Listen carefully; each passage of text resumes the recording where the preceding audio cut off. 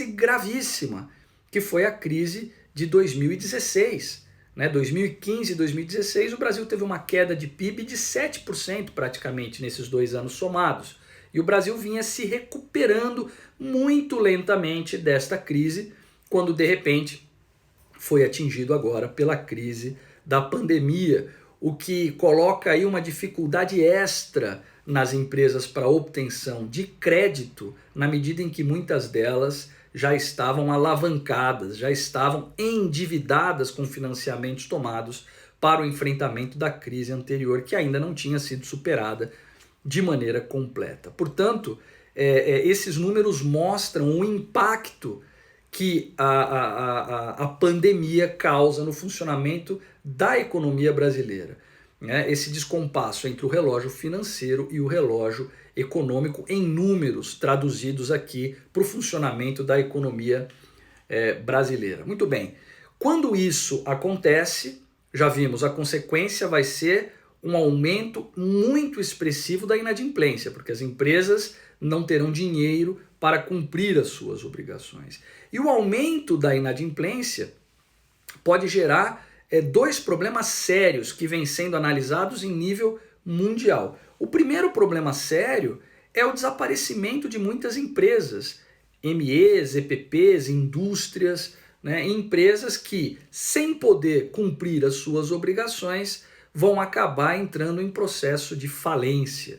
E vão entrar em processo de falência e desaparecer, não porque são inviáveis, não porque são empresas que não prestam mais as finalidades para as quais foram criadas, não porque não exercem mais a sua função social, e sim em função de um fato absolutamente extraordinário, que é a pandemia, algo que nos pegou absolutamente de surpresa e cujo combate impõe medidas de distanciamento social e de lockdown em diversos lugares do mundo. Então nós não podemos deixar que essas empresas desapareçam durante o período de pandemia em razão dessa inadimplência causada por esse descompasso entre relógio financeiro e econômico, sob pena de essas empresas fazerem muita falta no momento em que a economia tiver de ser retomada. Porque assim que nós vencermos este período de distanciamento social, muitos países já começam a flexibilizar essas regras,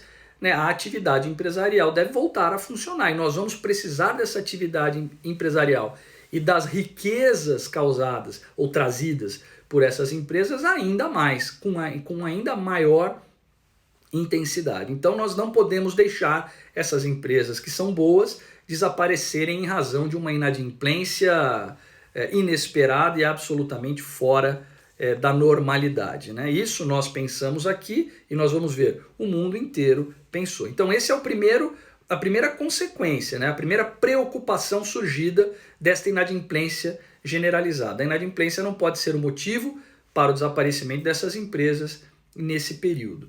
Mas uma segunda consequência que também tem despertado a preocupação do mundo é com o aumento desproporcional da judicialização dessas questões. Ou seja, essa inadimplência será motivo para um aumento muito expressivo da judicialização no mundo inteiro.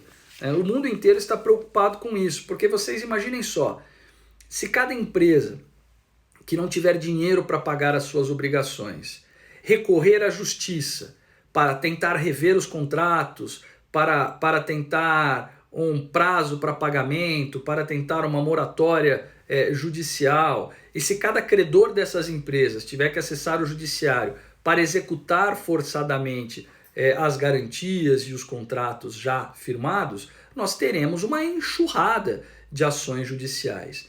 E esta curva de acesso ao judiciário, tal qual ocorre em relação à curva de contágio, poderá impactar o funcionamento da justiça da mesma forma que a pandemia impacta o sistema de saúde.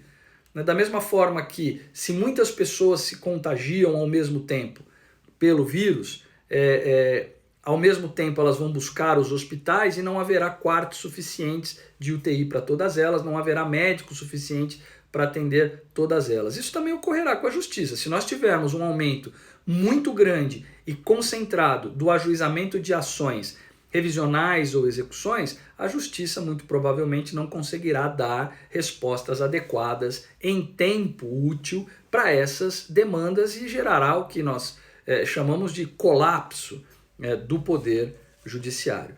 Um bom indício de que isso ocorre é um estudo feito pela Álvares e Marçal, que foi publicado há dias atrás no jornal Estadão, fazendo uma correlação entre o que aconteceu em 2016 e o que pode acontecer agora em 2020. 2016 foi a maior crise enfrentada na história recente do Brasil, e nós tivemos ali uma queda de 3,5% em 2015, 3,5% em 2016, e 2016 foi o pico histórico de distribuição de falências e recuperações judiciais.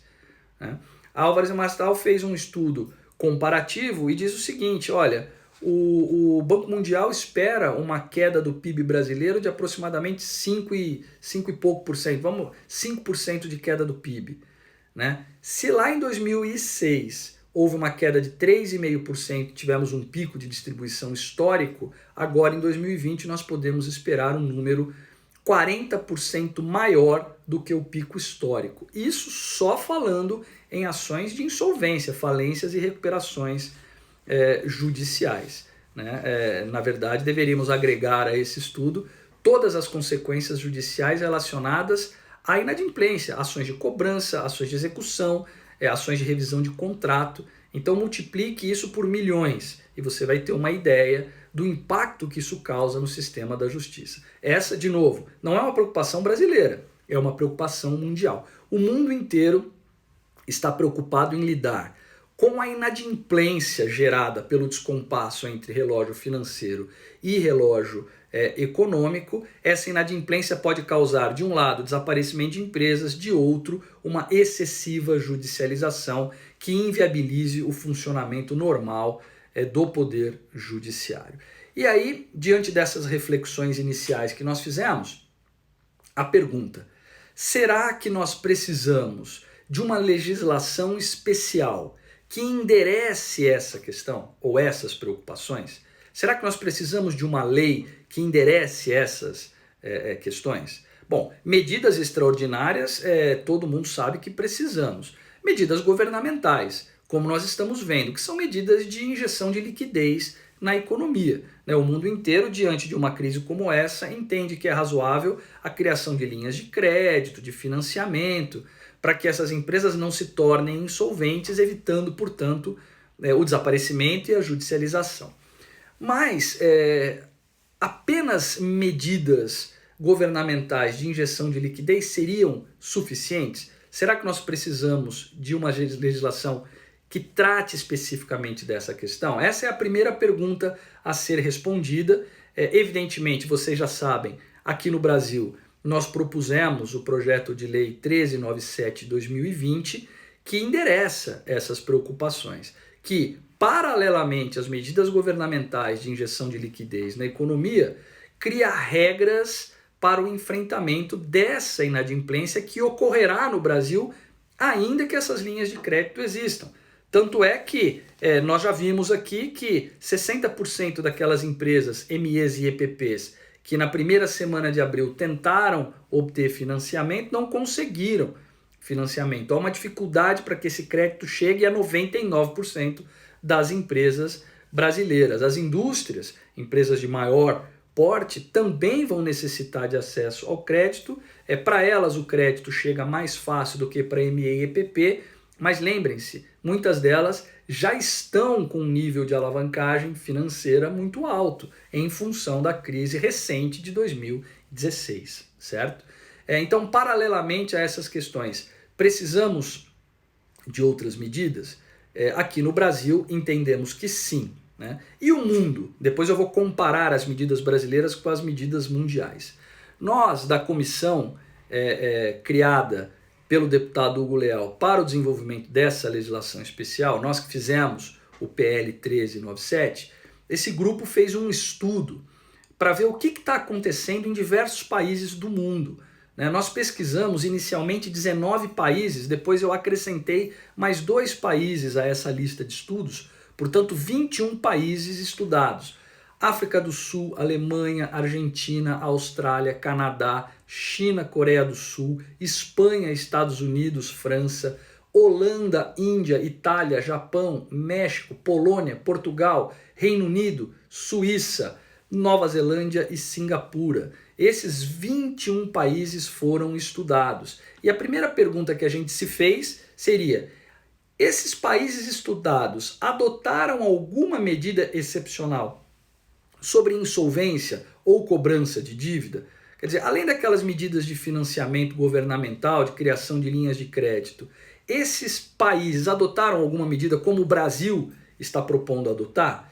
E a resposta foi que em 16 desses 21 países, sim, adotaram medidas relacionadas à insolvência ou relacionadas à cobrança de dívidas. Portanto, podemos dizer que 3 em cada 4 países estudados entenderam que o caminho é esse. Nós devemos sim tomar medidas nesse sentido. Portanto, estamos alinhados com a esmagadora maioria dos países em relação a essa primeira análise. Precisamos sim de uma legislação especial para cuidar desses problemas, paralelamente àquelas medidas governamentais de injeção de liquidez. Agora, quais são essas medidas? Então, superamos a primeira pergunta, né? Inclusive, o Jorge colocou: precisamos sim de uma legislação especial. Concordo, Jorge, precisamos sim. Propusemos o PL 1397 aqui no Brasil e 3 em cada 4 países estudados também fizeram o mesmo. Notem que nós pegamos esses 21 países de maneira mais ou menos aleatória, mas são economias relevantes e em todos os continentes, né? Nós pegamos países da América, da África, da Europa, da Ásia e da Oceania. Países de desenvolvimento econômico maior, menor e equivalente ao do Brasil, para que a gente pudesse ter uma ideia, né, de como as coisas estão acontecendo. Então nós não estamos comparando o Brasil só com a Alemanha, com França, com Reino Unido, com Estados Unidos, com Japão. Nós estamos comparando o Brasil com África do Sul, com Índia, com México, né? Nós estamos observando países com condições de desenvolvimento econômico diferentes, maiores, menores e equivalentes às condições que o Brasil tem. Então, os números mostram que sim, acertamos em propor essa legislação especial, porque 3 em cada 4 países do mundo estão fazendo o mesmo. Agora, a segunda pergunta é: de que maneira esses países estão enfrentando? Eles decidiram, assim como o Brasil, de que há necessidade de uma legislação de insolvência especial para lidar com essa inadimplência generalizada, né? Mas de que maneira eles têm enfrentado isso, né? Bom, o Brasil, como vocês já sabem, optou pela suspensão provisória da exigibilidade das dívidas, né?